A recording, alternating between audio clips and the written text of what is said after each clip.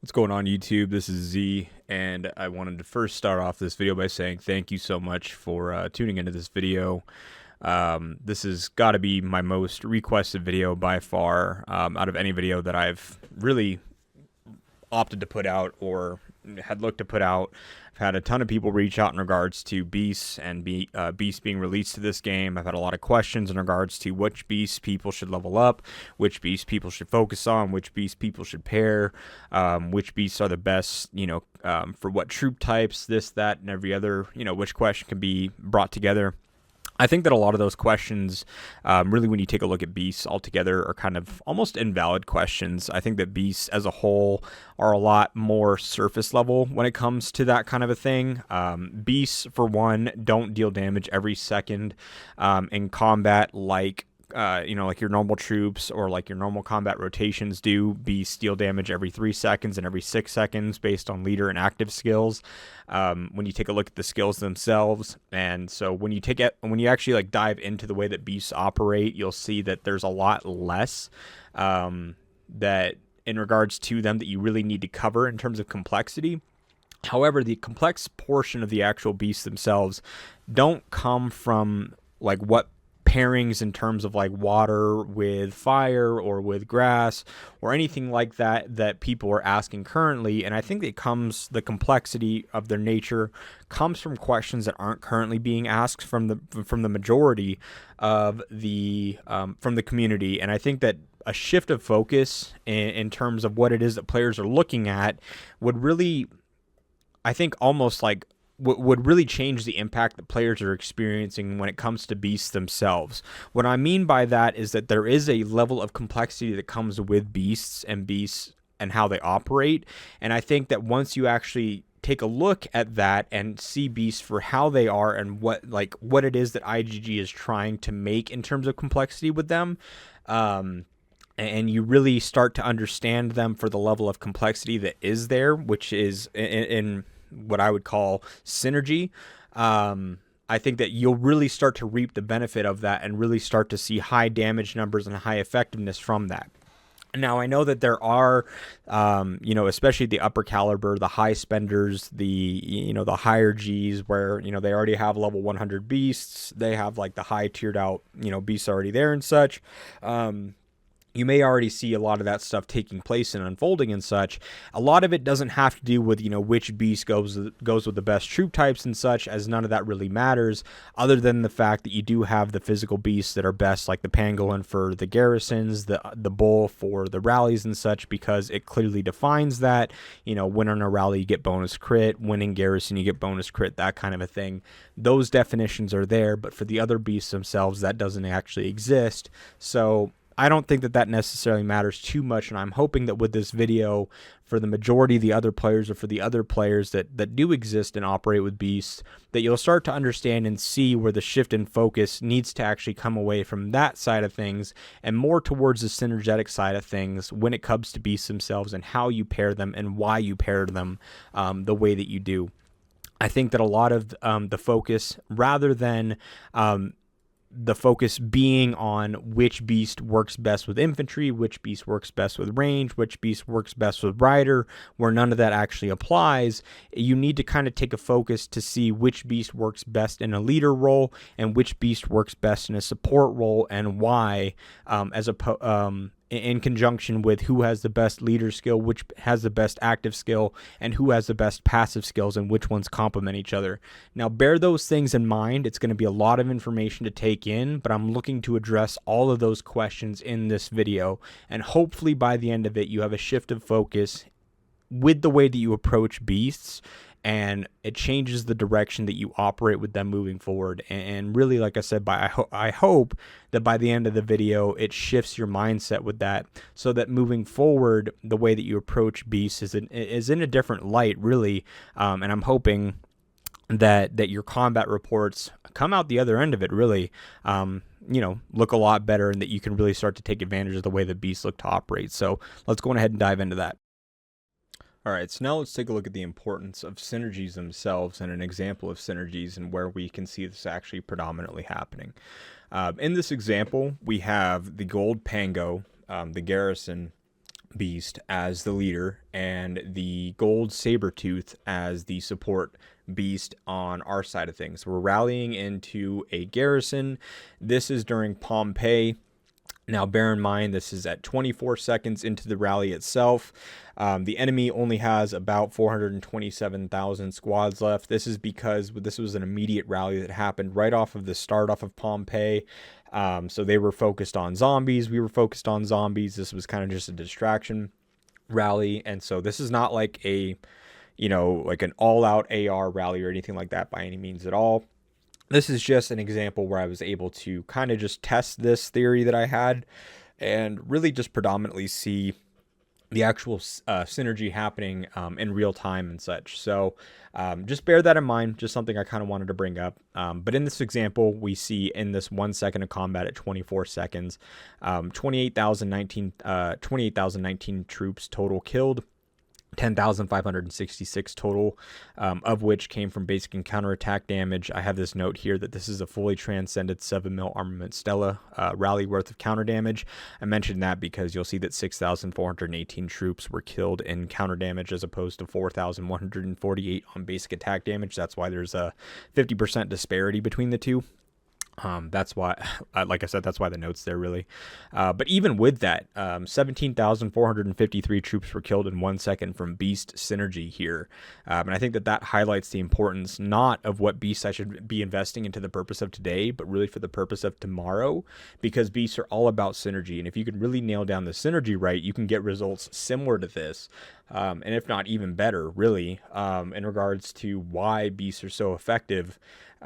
When it is their turn to deal damage every 3 seconds, every 6 seconds, or whatever have you, they can have a very large impact in terms of like the total amount of troops that they're killing. So, yeah, just bear that in mind. And I think that as we dive into into the report itself, you'll really start to see the snowball build up in regards to the synergy itself. It's going to be a lot of information to take in, so bear with me on that.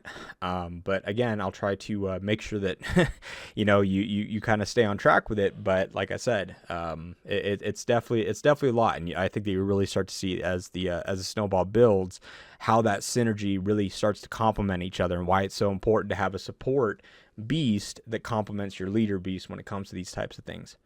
So let's going to the wrong one here. Oop. There we go. So going into the actual report itself, the first portion here, we'll see that the hammer pangolin uses its leader skill. So every 6 seconds. So again, just for quick reference, there are 3 types of skills: the leader, active, passive. In this portion of the report itself, you're going to see that it's going to use the leader skill, which is again every 6 seconds, or its strongest skill, and then its active skill, which is every 3 seconds also. So just keep that in mind. So the leader skill is used. 5,819 troops were killed. That's this portion here. And then as we go down into the second portion, what I'm highlighting here is that on the blaze portion, here on the support, so when using leader skill, leader crit plus 90 for 3 seconds. So essentially what I'm highlighting is that the hammer pangolin uses this portion, or this skill here, and as soon as this skill is used, this is triggered, which gives us 90 crit. Now bear in mind that that 90 crit kind of comes into effect like pretty much right off the bat. And that's why it's like underlined here. We have this immediate synergy benefit highlighted here. So there's this synergy comment, and it's highlighted in purple. So this who, what, when, how portion of it, you may have heard of that, growing up, who, what, where, when, why, how. I kind of look at synergies the exact same way. Who are we getting synergy from? What are we getting? When are we getting it? And how long are we getting it for? So we got crit plus 90 when did it trigger, basically? How long are we getting it for, and who are we getting it from? So we got crit plus 90 on our leader skill use for 3 seconds from our Blaze Sabertooth secondary hero. That's essentially what this is breaking down. So Hammer Pangolin active skill is used, which is a 3-second trigger. 4,216 additional troops are killed due to the enemy beast being dead, basically. So that's these two. So we're already up to about 10,000 troops being killed, but you can see that because we have the Blaze Sabertooth secondary, it's giving us that 90 additional crit.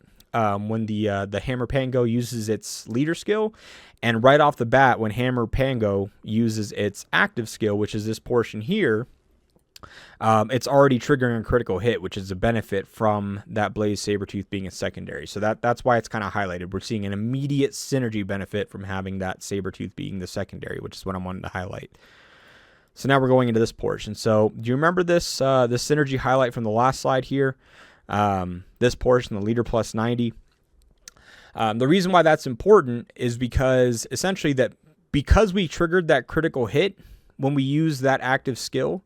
So because this right here was a critical hit, when this attack deals a critical hit, look at that. We also gain another benefit, counter plus 40. So let's paint a picture here. This attack was used, and because this attack was used, Sabertooth said, "Oh, well, I'm going to give you 90 crit for using that skill." Well, Hammer then used this skill, and it had a benefit of 90 crit.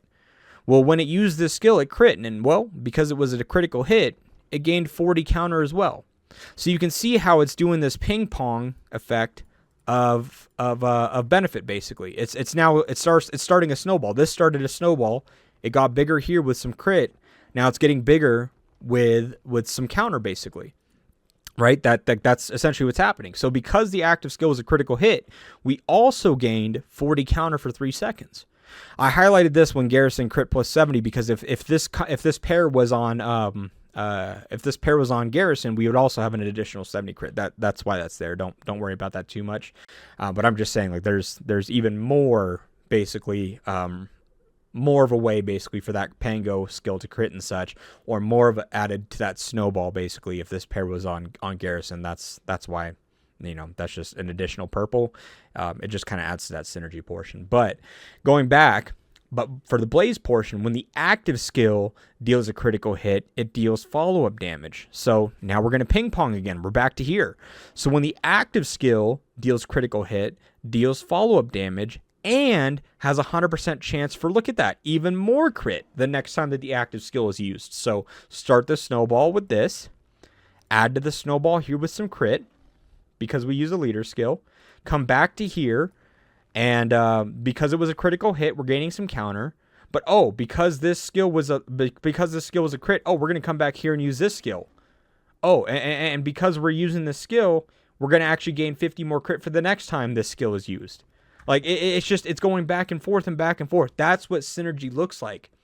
So now you can see how the crit synergy from both beasts playing their roles continues to bounce back and forth and benefit. As one continues to trigger, it benefits the other side as well. And it's almost in a snowball fashion or ping pong fashion. But because the Blaze Sabertooth used its skill, an additional 4,324 troops are killed. So now we're up to almost 15,000 troops killed at this point, right? So, sorry. I meant to go to this one. So 5,819 here, 4,216 here, and then, going back to this one here, 4,324 here, and then now let's go back to this one here. This is the last one. So because of all that crit that we've gained from our synergy, our active skill was a critical strike.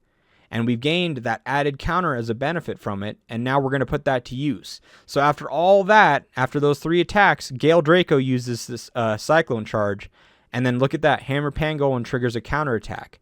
So we gained that counter plus 40, they use their attack, and then immediately after, we're using that synergy as well. We're using that synergy to an immediate benefit, and we trigger a counter attack for an additional 3,094 troops killed. So after all that is said and done, after all that ping-ponging back and forth, main leader skill is used. Here's a benefit for using that leader skill. Active skill is used. It's a crit. We're going to go on ahead and trigger our active skill as well. Well, we're going to go on ahead and take some counter, get some counter on that as well. The enemy is going to use their attack. Because we have counter, we're going to go on ahead and use our active skill again. Like that's insane. That to me is just insane the way that works. That if you can actually just stack the synergy right, you can proc 4 beast attacks like this in one turn. The main, the active, another active, and then another active again. All just because of the synergy is what ended up happening there. That's essentially the power of the synergy portion. And I think the main reason why, again, in terms of a conversation, I'm trying to get everybody to kind of steer away from, oh, should I use, or like the question that I keep getting asked is, what type of beast should I be using for my troops? And that question revolves around, is it water? Is it fire? Is it grass? And it should be steered away from that. It should be like, what synergies should I be using? What beast should I be pairing with what beast? And it should be more synergetic focused as opposed to just like what type of element focused, because it really doesn't matter the element at the end of the day. It tells you in the actual information itself that similar to like your armaments or your talents and such, the only element that's going to be used is your leader element itself in your marcher or in the pair itself that you're utilizing. So then none of that matters. You need to really pay attention to the actual synergy that you're running between the two and how your beasts are complementing each other, and really pay attention to this portion here, the who, what, when, and how part, and really take a dive into the skills portion. What I like to do is I like to go into here, click the max part. Yeah, it's going to be a while to get down to the max, but if I'm going to invest my time, resources, money, whatever it may be, into beasts, the end goal is to get the beast all the way awakened, or to get it all the way to the end game. And so I want to see, what does this look like? Because, for example, if I go to the Rhino, when the active skill deals a critical hit, gains additional crit damage. But when it's leveled up, when any skill deals a critical hit, gains additional crit damage. Like, skills can evolve and change in terms of what happens with them. So I think that that's another portion to pay attention to. And I think that people should spend some time going into here, clicking on this max toggle, and really just taking a look at the beasts, and really just looking at the ones that you have, taking a look at which ones interest you. And just taking a looking to see like which ones complement what, which ones may play better in a leader role, which ones may play better in a support role, and really just start theory crafting. The game is your ocean at that point, right? Like, nobody can tell you how to play, what to pair, what to do, whatever. And you may find that you may come up with some pairs that may have some interesting combinations and such. But again, the whole point of this video is to try to get players to get away from that mindset. And I'm sure that a lot of the upper players and a lot of the whales have already seen this with like their heroes, or I'm sorry, not with their heroes, but with their beasts and their beast play and such, that those synergies really do come into prominent effect. And so, yeah, for the players that aren't at that caliber yet, or aren't at that, at level 100 or plus 8 tiers or whatever it may be on their beasts, it's something to definitely keep in mind when you're taking a look to see what beasts you want to level, what beasts you want to pair, that kind of a thing. Is not necessarily just like what element to focus on, but which beasts complement who, like when triggering combos, when triggering crits, when triggering counterattacks. Pay attention to those different things and start diving into it and really thinking which ones complement which portions, which ones play better in a support role, which ones play better in a leader role. I think that, for example, like the Rhino plays really good in the support portion with like this, when any skill deals a critical hit, deals additional critical damage, that kind of a thing. And I think that you can utilize this video, utilize the comment section to come up with those theory crafting portions and come up with those creative ideas. Use the comment section down below to post what creative ideas, what creative pairs you might have, and let's chat. Let's talk to each other as a community and see what pairs people come up with, and let's test them out. Because again, beasts are brand new. Beasts are a new thing to the game, and I don't think that there's any wrong answer right now. And I think that it'd be really cool to see what pairs people come up with, and why, why people, pair certain beasts with certain, with other ones. But yeah, that's the video that I have on this, and really just the coverage that I have on it. I know it's a lot of information to cover. I know that there's a lot of things that we have covered today on this, a lot of information to take in. Definitely go back through the video if you want to see and really just review the synergetic portion of the video itself. Like I said, that's really the main highlight of it. If you have any other questions or concerns about this, please feel free to leave that in a comment down below, and I'm happy to answer that. Any other feedback, questions, concerns in regards to beasts, also please feel free to leave that in a comment. But like I said a minute ago, the game is the ocean. Like, let's utilize the comment section down below. Any creative beast combinations that you may have thought of in terms of like synergies, or pairings that you may come up with, or why you may think that certain beasts work together. Drop it in a comment below, and really drop your reasoning as to why you think that those may work together, and let's test them out. Let's figure out as a community which ones work well together. And yeah, I think it's a great opportunity as a community to stay engaged. But yeah, that's this video, and I will check you guys in the next one, and I'll talk to you guys soon. See you.